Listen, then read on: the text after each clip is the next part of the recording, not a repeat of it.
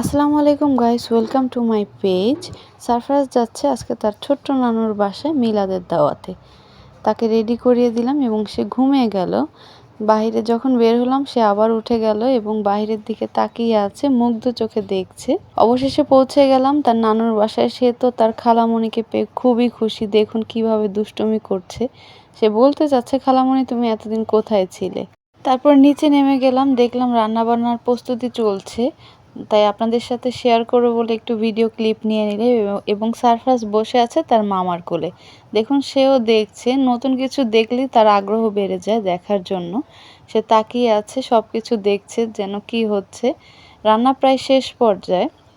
তারপরে দোয়া মাহফিল হচ্ছে, সবাই দোয়া করছে। মিলাদ শেষ হওয়ার পরে খেতে বসে পড়লাম। আলহামদুলিল্লাহ বিরিয়ানিটা খুবই সুস্বাদু ছিল এবং বিকালে বের হয়ে গেলাম সারফরাজকে নিয়ে একটু বাহিরে হাঁটতে। দেখুন সারফরাজ হাঁ করে সব কিছু দেখছে এবং হঠাৎ করে যখন সে তার মামাকে দেখবে সে তো খুবই খুশি। দেখুন মাশাআল্লাহ কি সুন্দর একটা হাসি দিল এবং ঝাঁপ দিয়ে তার মামার কোলে চলে গেল সে। আল্লাহ হাফেজ।